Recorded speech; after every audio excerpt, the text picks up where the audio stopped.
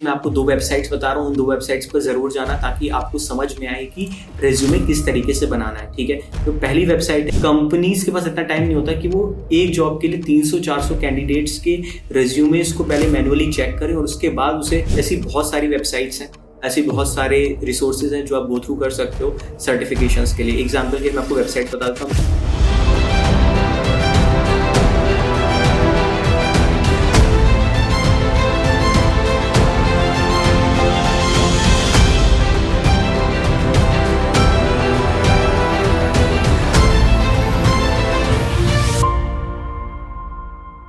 Hi everyone, this is your Arun Abhi and welcome back to Career Milap YouTube channel. यार आज की video में हम बात करेंगे कि आपको एक ऐसा रेज्यूमे कैसे बनाना है जो आप जब भी किसी जॉब या इंटर्नशिप पर अप्लाई करो तो सबसे ज्यादा चांसेस हो आपके शॉर्टलिस्ट होने की और आपको इंटरव्यू की कॉल आ जाए। यार सबसे बड़ी प्रॉब्लम ये है कि जब भी आप किसी जॉब या इंटर्नशिप के लिए अप्लाई करते हो तो आपको पता ही नहीं कि बहुत बार ऐसा होता है कि आपका रेज्यूमे इंटरव्यू तक पहुंचता ही नहीं है, उससे पहले ही वो या तो रिजेक्ट हो जाता है या वो फिल्टर आउट हो जाता है। और इसके पीछे का कारण है ATS सॉफ्टवेयर का होना।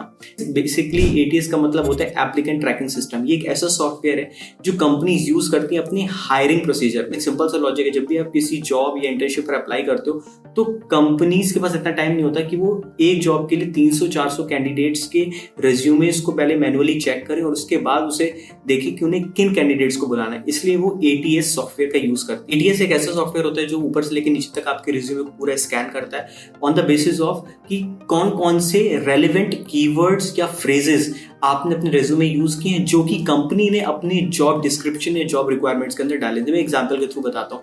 अगर सपोज करो किसी कंपनी ने डिजिटल मार्केटिंग की जॉब निकाली है तो उसने अपने रेज्यूमे में जो रोल्स एंड रिस्पॉन्सिबिलिटीज लिखी होंगी उसमें उसने लिखा होगा कि आपको गूगल एड्स चलाने आने चाहिए, आपको फेसबुक एड्स चलाने आने चाहिए, आपको सर्च इंजन ऑप्टिमाइजेशन करना आना चाहिए, आपको ईमेल मार्केटिंग की समझ होनी चाहिए। तो अगर ये सारे कीवर्ड्स और फ्रेजेस अगर आपके रेज्यूमे में भी हैं तो ही चांसेस ज्यादा है कि आपका रेज्यूमे आगे पास होकर एम्प्लॉयर या रिक्रूटर तक जाएगा, नहीं तो आपका रेज्यूमे वहां से फिल्टर आउट हो जाएगा, रिजेक्ट हो जाएगा। और सबसे बड़ी बात कि 99% जो फॉर्च्यून 500 कंपनीज हैं वो ATS सॉफ्टवेयर का यूज करती हैं। तो आप समझ के देख लो कि आपका रिज्यूमे ATS फ्रेंडली होना कितना जरूरी है अगर आप चाहते हो कि आपको इंटरव्यू की कॉल आए। और यही सबसे बड़ा रीजन है कि स्टूडेंट्स का रेज्यूमे एम्प्लॉयर तक पहुंच ही नहीं पाता, उससे पहले वो फिल्टर आउट हो जाता है। तो अब देखेंगे इसके लिए हमें करना क्या क्या है।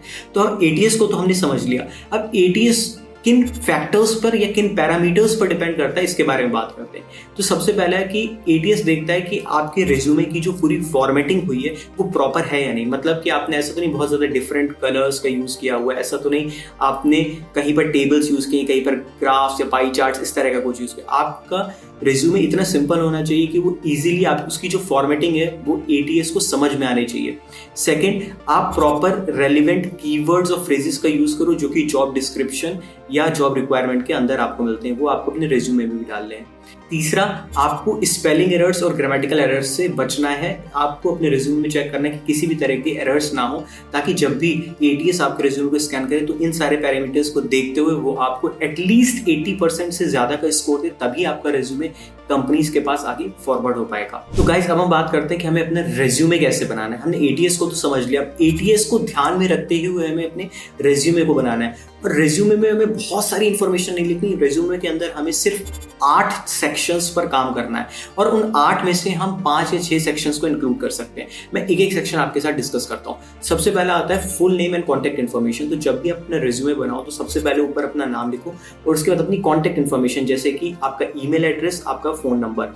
अगर आप अपनी सिटी का नाम मेंशन करना चाहते हो तो कर सकते हो, बट अवॉइड करो, क्योंकि कई बार क्या होता है कि हो सकता है आप किसी और सिटी में हो और आपकी जो कंपनी है वो किसी और सिटी में हो। तो कई बार क्या होता है कि अगर आपने अपना जो आपका होम टाउन है आपने वहां का एड्रेस मेंशन कर दिया तो एम्प्लॉयर्स को लगता है कि हो सकता है ये रीलोकेट ना कर पाए या मूव ना कर पाए वहां पर दूसरी सिटी में जॉब वगैरह के लिए, तो आपको वो वहां से ऑलरेडी फिल्टर आउट कर देती है। तो इसलिए आप इसे अवॉइड करो लिखना और अपनी फोटोग्राफ्स को भी लगाना अवॉइड करो।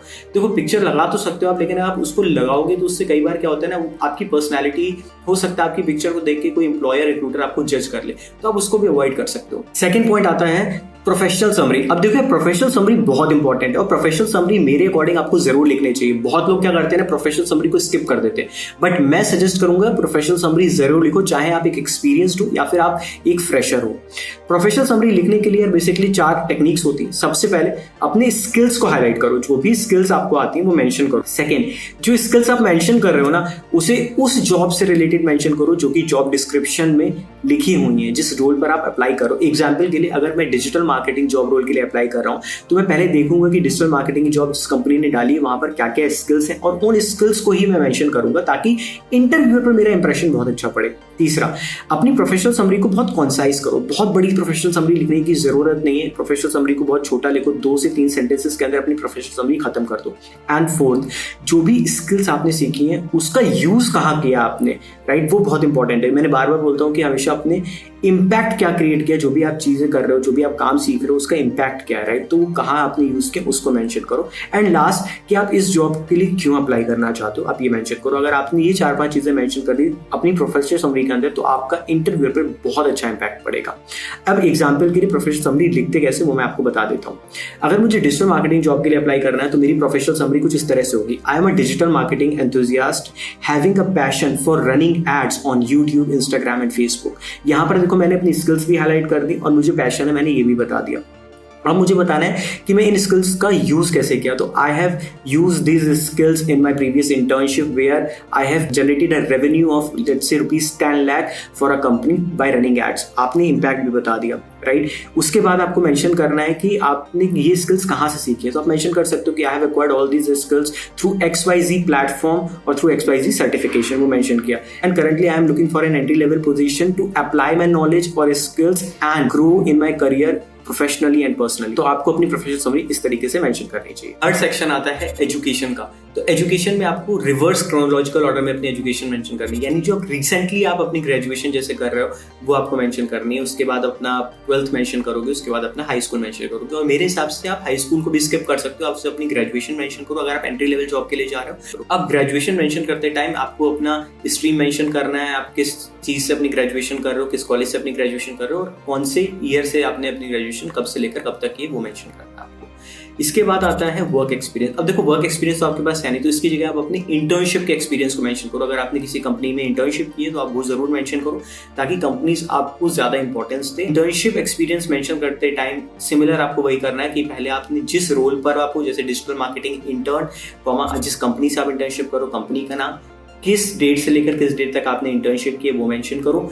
और उसके बाद टोटल नंबर ऑफ मंथ्स, जितने मंथ्स आपने वो इंटर्नशिप की वो मेंशन करो ताकि कंपनी को क्लियर मिले। प्लस आपको बुलेट पॉइंट यूज करके ये बताना है कि उस इंटर्नशिप में आपने क्या काम किया। तो उस जो भी आप बुलेट पॉइंट्स में चीजें मेंशन करो उसमें ध्यान रखना कि जैसे एग्जांपल के लिए अगर मैंने फेसबुक एड्स रन करके लीड्स जनरेट किए हैं तो आप ये लिखोगे I have generated leads through Facebook ads, और उसके बाद आप ये क्वांटिफाई करो कि उससे इम्पैक्ट क्या हुआ, उससे कंपनी की कितनी ग्रोथ हुई। आई have generated a revenue of let's say 10 lakh rupees. तो ये सारी चीज आपको मेंशन करनी है इन बुलेट पॉइंट्स। नेक्स्ट आता है सर्टिफिकेशंस। अब सर्टिफिकेशंस में आपको क्या मेंशन करना है। सो सर्टिफिकेशंस में आपको मेंशन करना है जो भी आपने सर्टिफिकेट्स गैदर किए हैं related to digital marketing. Example के लिए आप ऐसी बहुत सारी वेबसाइट्स हैं, ऐसे बहुत सारे रिसोर्सेज हैं जो आप गो थ्रू कर सकते हो सर्टिफिकेशंस के लिए। एग्जांपल के लिए मैं आपको वेबसाइट बता देता हूँ। यूडमी से जाके सर्टिफिकेशन ले सकते हो, आप कोर्सेरा पे जाके सर्टिफिकेशन ले सकते हो, आप edx.org पे जाके सर्टिफिकेशंस ले सकते हो।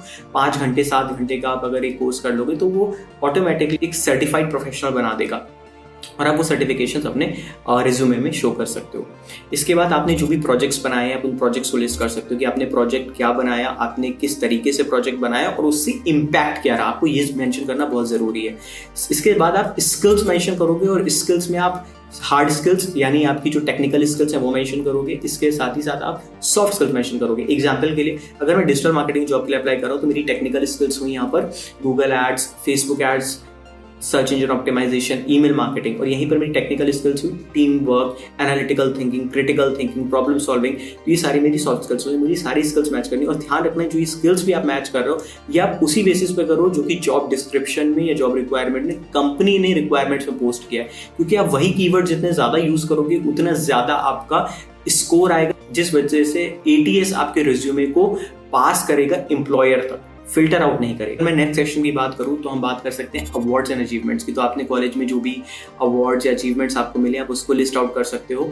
आपने उसमें क्या रोल प्ले किया है, जो भी आपने एक्टिविटीज की हैं उसमें जो भी आपका रोल रहा है आप उसको मेंशन करो विद द इम्पैक्ट, उससे क्या इम्पैक्ट लेके आया। मैं बार बार इम्पैक्ट पे फोकस कर रहा हूँ, उसको क्वांटिफाई करो कि उसकी वजह से क्या रिजल्ट रहा, उसका इम्पैक्ट क्या रहा, वो जरूर मेंशन करना है। तो जो भी मैंने 8 सेक्शंस आपके साथ डिस्कस किए इनमें से आपको 5 चीजें जरूर एटलीस्ट मेंशन करनी है। तो सबसे पहला आपको अपना कॉन्टेक्ट इन्फॉर्मेशन, फुल नेम ये मेंशन जरूर करना है। उसके बाद प्रोफेशनल समरी आप कर भी सकते हो, स्किप भी कर सकते हो, बट मेरे अकॉर्डिंग आपको वो जरूर करनी चाहिए। उसके बाद आपको तीसरा अपना एजुकेशन जरूर मेंशन करनी है। आपने इंटर्नशिप किया तो मेंशन करो, सर्टिफिकेशंस मेंशन करो, अपना प्रोजेक्ट मेंशन करो जो आपने प्रोजेक्ट्स बनाए हैं, अपने स्किल्स को जरूर मेंशन करो। ठीक है, तो यार ये 5-7 चीजें हैं जो आप मेंशन करते हो तो आपको रिज्यूमे ऑटोमेटिकली बाकी सारे कैंडिडेट्स के कंपैरिजन में बहुत अच्छा हो जाएगा और आपके शॉर्टलिस्ट होने के चांसेस बहुत ज्यादा हो जाएंगे, इंटरव्यू कॉल आपके पास जरूर आएगी।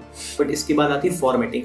आपको एक ऐसे फॉन्ट में अपना पूरा रिज्यूमे लिखना है ताकि वो इजी टू रीड हो, चाहे वो एटीएस रीड करे या फिर वो एक रिक्रूटर या एम्प्लॉयर रीड करे। तो आपको एरियल फॉन्ट यूज करना है, times new Roman font use कर सकते हो, आप कैलिब्री फॉन्ट यूज कर सकते हो, और अपने जो फॉन्ट साइज है वो आप 14-12 के अराउंड आप रख सकते हो, सो दैट वो क्लियरली विजिबल हो एम्प्लॉयर्स को, उस पेपर पे रीडेबिलिटी इंडेक्स उसका बहुत हाई हो। सेकंड, आपको ध्यान में रखना है कि आपको स्पेलिंग एरर्स या ग्रामेटिकल एरर्स नहीं करनी। उसके बाद आपको ये ध्यान रखना है कि आपको रिज्यूमे अपना पीडीएफ फॉर्मेट में सेव करना है, सो दैट जो भी उसने फॉर्मेटिंग आपने की है वो प्रिजर्व रहे। ऐसा ना हो कि क्योंकि कई बार क्या होता है ना, बच्चे डॉक फाइल में या डॉक्यूमेंट फाइल में यानी वर्ड फाइल में रिज्यूमे सेव कर लेते हैं, जिस वजह से क्या होता है उसकी फॉर्मेटिंग गड़बड़ हो जाती है। नेक्स्ट चीज आपको ध्यान रखनी है, आपको पूरा रिज्यूमे बुलेट पॉइंट्स में लिखना है। ऐसा मत करना कि आप पूरे रिज्यूमे को आप पैराग्राफ्स की फॉर्म में लिख दो, कभी मत करना। आप प्रॉपर बुलेट पॉइंट्स की तरह से लिखना ताकि आपका resume easy to read format में हो। एंड नेक्स्ट इज आपको रिज्यूमे एक पेज से बड़ा नहीं बनाना, सिर्फ अपने रिज्यूमे को सिंगल पेज का बनाना। जितना कॉन्साइज रिज्यूमे होगा उतना ही बढ़िया है, क्योंकि एटीएस कई बार सिर्फ सिंगल पेज को स्कैन करता है, वो दूसरे पेज तक जाता नहीं है और उसी इन्फॉर्मेशन के हिसाब से वो आपको फिल्टर आउट कर सकता है या शॉर्टलिस्ट कर सकता है। तो आपको इस चीज का ध्यान रखना है। अब सबसे इंपॉर्टेंट चीज, मैं आपको 2 वेबसाइट्स बता रहा हूँ, उन 2 वेबसाइट्स पर जरूर जाना ताकि आपको समझ में आए कि रिज्यूमे किस तरीके से बनाना है। ठीक है, तो पहली वेबसाइट है resumewordet.com। तो resumewordet.com पे आप जाओगे, वहां से आप अपना रिज्यूमे अपलोड करोगे और देखोगे आपके रिज्यूमे में क्या क्या गलतियां हैं, उस बेसिस पे अपने रिज्यूमे को करेक्ट करोगे।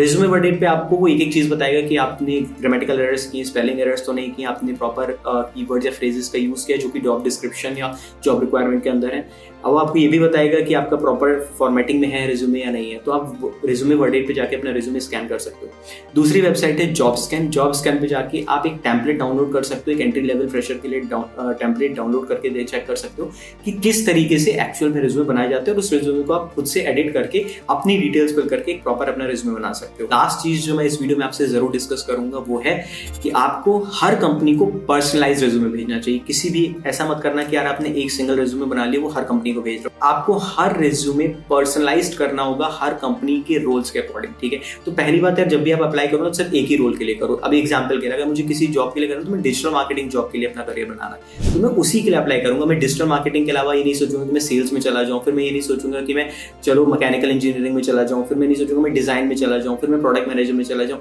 तो हमें पहले एक रोल डिसाइड करना, और एक रोल का मतलब ये नहीं कि हमने एक रोल से रिलेटेड एक रिज्यूमे बना दिया। एक रोल से रिलेटेड आपको हर कंपनी स्पेसिफिक रिक्वायरमेंट्स के अकॉर्डिंग अपना रिज्यूमे आपको पर्सनलाइज करना है या टेलर मेड करना है, तभी आपके चांसेस बढ़ेंगे कंपनी में हायर होने के। आपको इवन इंटरव्यू की कॉल ही तभी आएगी। अब मैं गारंटी लेता हूं कि अब आपका रिज्यूमे पक्का शॉर्टलिस्ट होगा और आपको इंटरव्यू की कॉल आएगी। तो यार अगर वीडियो बहुत इंटरेस्टिंग लगा हो, बहुत सारी नई चीजें सीखने को मिले, तो यार चैनल को सब्सक्राइब कर दो, वीडियो को लाइक कर दो और लोगों को शेयर भी करो। अगर आप कॉलेज स्टूडेंट हो तो अपने दोस्तों के साथ भी वीडियो शेयर कर सकते हो। तो मिलते हैं अगले वीडियो में, तब तक के लिए stay safe and keep learning.